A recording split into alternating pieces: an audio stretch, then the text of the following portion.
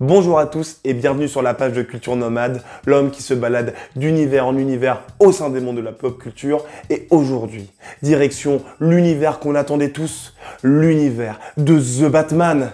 Et oui, car j'ai eu la chance d'assister non pas à l'avant-première, mais on peut le dire à l'avant-première de l'avant-première. Car oui, j'étais au Grand Rex pour assister à l'avant-première de The Batman avec les célébrités et les influenceurs. Sans compter les 500 premières personnes qui avaient pris leur place pour l'avant-première de The Batman. Donc l'avant-première officielle qui était censée se dérouler le 1er mars vers 20 h. Et vu que j'ai fait partie des 500 premiers, j'ai pu assister à l'avant-première ce lundi 28 février. Donc bien entendu, je tiens à remercier Monsieur Julien qui se reconnaîtra en voyant la vidéo parce que bon, cet homme est dédié à l'achat des places en avant-première et donc c'est le genre de personne qui peut faire la queue entre guillemets en ligne pendant plusieurs heures. Et voilà, il a été dans les premiers à prendre la place et on a pu avoir cette chance d'aller voir The Batman en avant-première grâce à lui. Merci Julien. Trêve de mondanité donc, cette vidéo a pour but de vous présenter mon expérience au Grand Rex ainsi que vous offrir ma critique concernant le film The Batman. Avant toute chose, l'expérience au Grand Rex était cool. Bon, c'est loin des films d'action style My Hero Academia ou encore Spider-Man No Way Home, dans le sens où il y avait beaucoup moins de cris, parce que aussi il y avait beaucoup moins l'occasion de crier et d'applaudir. Et ça aussi, on apprécie beaucoup, c'est de regarder un film et pas forcément d'entendre tout le monde crier ou péter des câbles. Donc je suis le premier à crier et péter des câbles. Donc il n'y avait pas énormément d'applaudissements et de cris.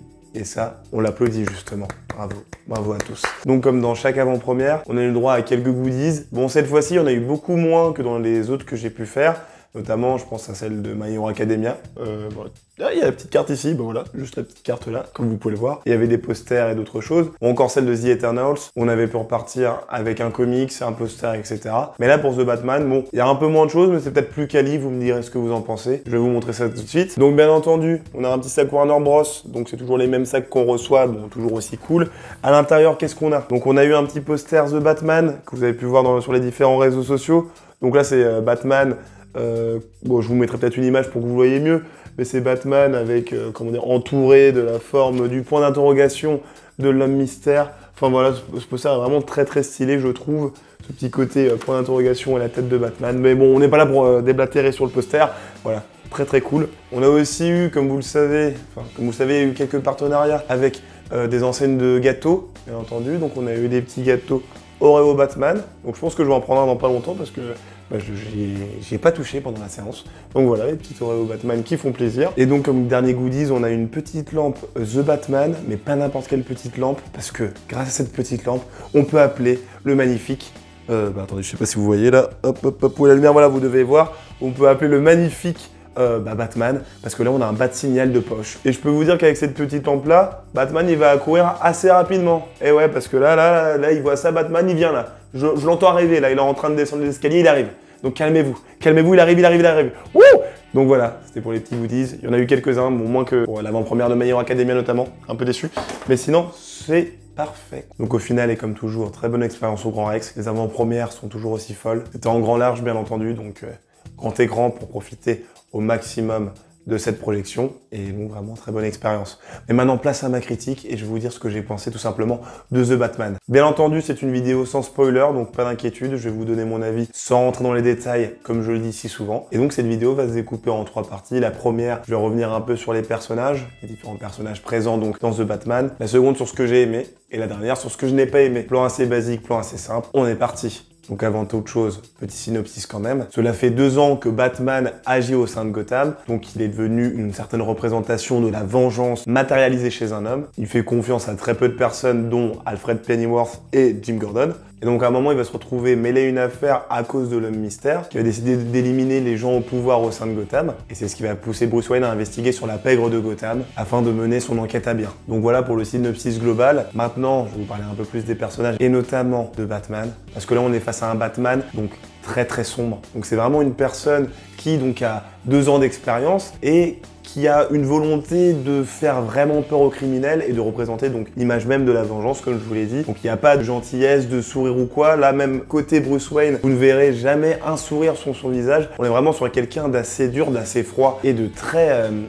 violent, bien sûr. Voilà, donc c'est vraiment une année, je pense, qu'il a forgé. Donc c'est vraiment un Batman qui incarne quelque chose de bien différent, quelque chose qui ne donne pas forcément l'espoir, mais qui donne envie de casser des bouches, je pense qu'on peut le dire comme ça. Mais c'est aussi du coup un Batman jeune, donc ça se justifie aussi parce qu'il est encore en train d'apprendre, etc. Parce que son objectif avant tout, c'est de représenter quelque chose au sein de Gotham, d'être une sorte de symbole. Il sait pas encore de quelle manière, mais c'est ce qu'il veut représenter avant tout, et il veut avoir en fait de l'impact dans Gotham. Et c'est donc vraiment un Batman qui se cherche, qui cherche la chose qu'il veut incarner et comment il peut donner un symbole aux gens de Gotham. Et il est encore en train de définir un peu cette idée-là. Donc c'est vraiment parcours initiatique visant à définir un peu ce qu'il veut livrer à Gotham. Et pour l'instant, même statistiquement, on sait pas vraiment ce qu'il représente pour Gotham, parce que depuis son arrivée, on pourrait se dire donc que le taux de criminalité a baissé, parce qu'avec un Batman à Gotham, normalement, c'est censé avoir cet effet-là. Et justement, ça fait du coup tout l'effet inverse, c'est-à-dire ça fait 2 ans qu'il est là, et pourtant le taux de criminalité n'a fait qu'augmenter. Donc il se dit vraiment, mais est-ce que j'arrive à bien faire mon boulot? Est-ce que je sers vraiment à quelque chose?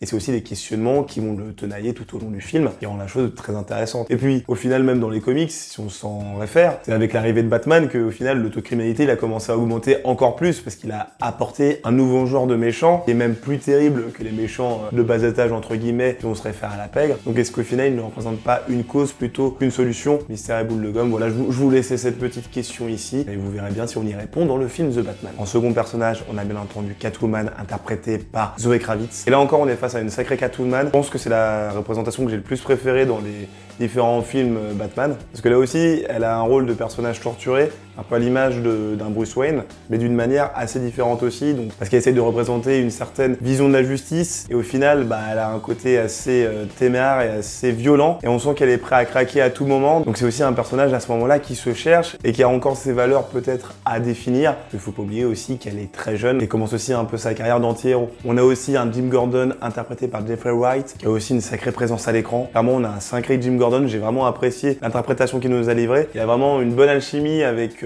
Batman notamment, j'y reviendrai un peu plus tard dans la partie de ce que j'ai aimé, mais vraiment, je trouve qu'il a une très bonne présence à l'écran et qu'il a aussi ce côté indispensable à la bonne évolution de Batman et qui lui permet aussi de faire en sorte qu'il puisse garder les pieds sur terre. Et donc je valide totalement l'interprétation de Jeffrey Wright. Bon alors là, côté caractérisation de l'homme mystère, interprété donc par Paul Dano, on est plus sur un homme mystère / Joker, car il a vraiment ce côté fou qu'on peut retrouver chez le Joker. Il rigole un peu de manière assez folle. On retrouve aussi quelques caractéristiques qu'on peut retrouver chez le Joker, même dans sa manière de s'exprimer, de mettre en évidence la folie dans la société, enfin la manière dont il le met en place. Ça me fait un peu penser à l'interprétation de Heath Ledger et de son Joker au sein de The Dark Knight, parce qu'il vise vraiment à mettre en exergue la folie de la population. Mais à contrario, l'homme mystère, c'est justement comme son nom l'indique, c'est quelqu'un d'assez mystérieux qui se met pas forcément en avant en termes de présence physique, où il va pas aller confronter forcément directement le Batman. C'est pas un as du combat non plus, du moins dans The Batman, et il se concentre plus sur son ingéniosité, sa manière de faire, les indices qu'il laisse un peu partout. Et là encore, on est face à un Riddler qui est au final très intéressant, et moi j'ai vraiment bien apprécié ce personnage. Et c'est un personnage qui nous fait froid dans le dos tout au long du film.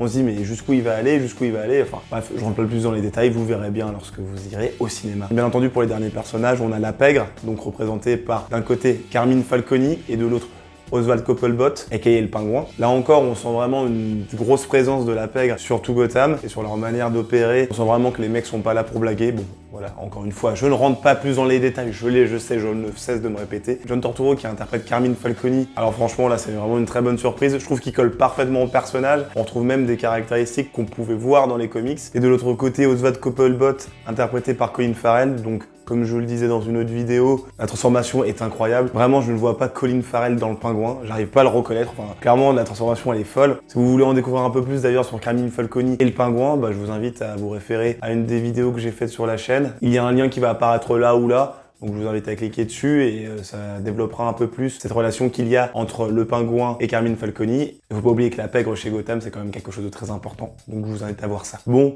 on va donc attaquer la seconde partie de la vidéo et je vais vous dire donc ce que j'ai aimé. Bon, avant tout, ce que j'ai aimé, c'est vraiment le Batman. Parce que là, Robert Pattinson, je trouve qu'il incarne un Batman à l'écran qui a une présence phénoménale. Enfin, quand on le voit, on ne voit que lui. Moi, quand je le vois dans une scène, il a beau être entouré de plein de personnages, on voit le Batman, on se dit waouh, putain, le gars, il y en impose. Il n'a beau pas être le plus musclé des Batman, le personnage, quand on le voit, il fait peur. Et même dans sa manière de sortir de l'ombre et la mise en scène qui est derrière, il y a vraiment une tension qui monte à chaque fois qu'il arrive. On se dit vraiment, Seigneur, j'ai pas envie de me retrouver face à lui, sinon je vais me faire défoncer la tête. Et là encore, le Batman de Pattinson, il est vraiment phénoménal de ce côté-là. D'autre part, ce que j'ai vraiment beaucoup apprécié, c'est le côté, entre guillemets, full Batman. Batman, dans le sens où, cette deuxième année d'exercice, Bruce Wayne s'abandonne totalement à Batman. En fait, il s'en fiche tout simplement de sa personnalité de Bruce Wayne, et pour lui, il n'y a que Batman qui peut changer Gotham. Et donc à quoi bon incarner un Bruce Wayne qui n'a pas forcément un pouvoir de décision? Et donc vraiment, il y a cette dichotomie-là qui se fait. On abandonne un peu le personnage de Bruce Wayne, et j'ai trouvé que c'était quelque chose qui était très intéressant à explorer. Et c'est aussi bien entendu un Batman qui se recherche, il veut représenter quelque chose, comme je le disais juste avant, mais il sait pas forcément encore quoi.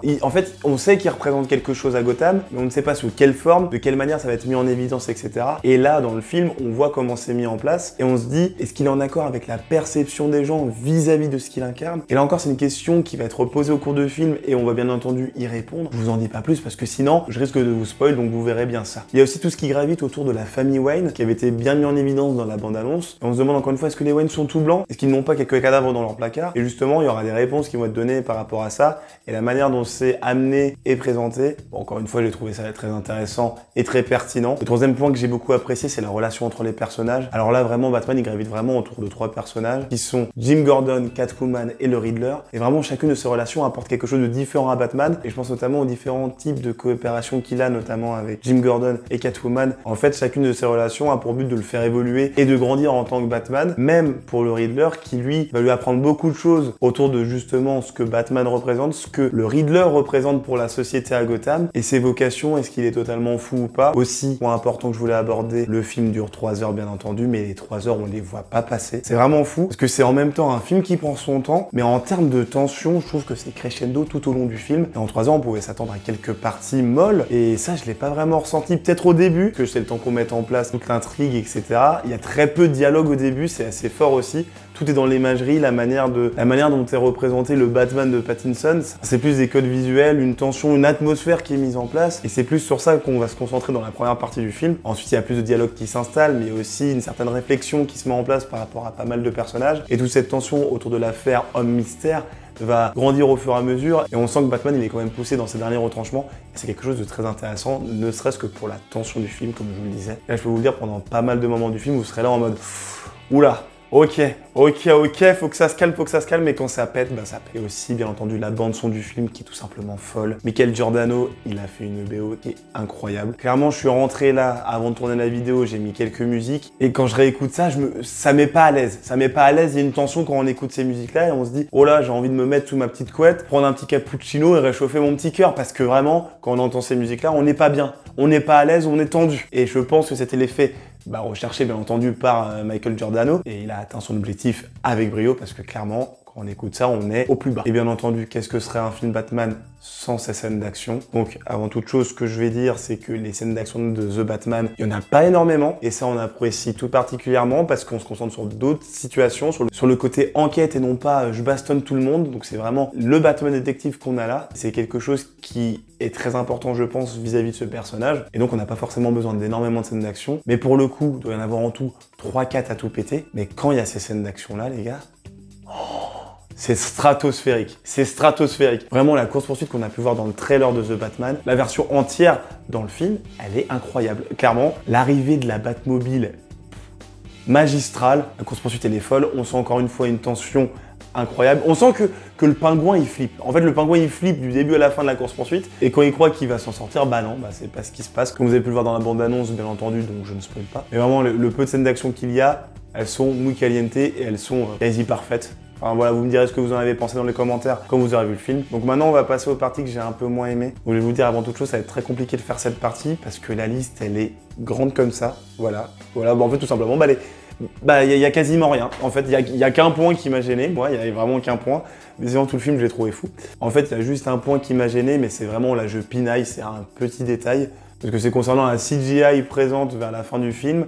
Et cette CGI, j'ai trouvé qu'on voyait un peu trop que c'était en fait du fake. Et ça faisait pas du tout naturel, on avait l'impression de se retrouver dans un jeu vidéo. Mais c'est vraiment que du détail. Sinon, au global, le film, il est fou. Hein. Donc je pense que c'est la transition parfaite pour arriver à la conclusion de la vidéo. Donc The Batman attaque beaucoup de sujets de société qui touchent encore notre société aujourd'hui. Donc il y a le côté égoïste des décisionnaires politiques et publics au sein de Gotham. Il y a le côté souci de société parce que, bien entendu, les gens du bas peuple sont laissés de côté. Il y a le côté ripou avec la pègre, etc. Bien entendu. Donc c'est aussi quelque chose qui est bien exploré et très bien amené. Qu'est-ce que je peux dire de plus? Le temps du film qui est parfait. 3 heures, ça permet de prendre son temps, d'expliquer bien les choses. Ça évite de passer assez vite certaines parties, et là vraiment le film, je trouve que c'est le temps parfait. Il y avait rien d'autre à ajouter, je vois pas ce qu'on aurait pu ajouter de plus. Le film se suffit à lui-même, bien entendu. Les relations entre les personnages qui étaient top, comme je vous l'ai dit tout à l'heure. Donc Batman et Catwoman, Batman et Jim Gordon, Batman et la Pègre, Batman et...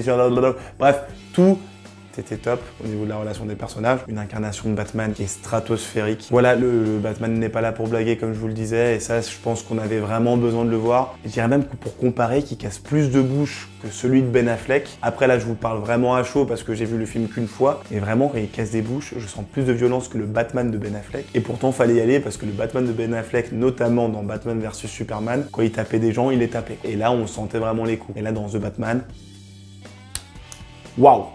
Pattinson, calme-toi. Donc voilà, je pense que j'ai évoqué tous les points que je voulais évoquer dans cette conclusion. Allez voir le film, les 3 heures, vous n'allez pas les sentir passer. Et je ferai sûrement une vidéo sur mes attentes par rapport à la suite de The Batman, parce que bon, c'est sûr qu'il va y avoir une suite. Je vous en dis pas plus pour éviter de vous spoil. Mais voilà, il y a l'introduction de pas mal de points qui sont présentés dans The Batman qui font qu'il faut qu'il y ait une suite. De toute façon, il y a la série concentrée sur les policiers de Gotham qui va sortir bientôt. Donc là encore, je pense qu'on fera quelques vidéos pour traiter du sujet. Donc voilà, j'espère que cette vidéo vous aura plu. Je vous invite avant de quitter la vidéo à vous abonner, à partager, à commenter, à liker, etc.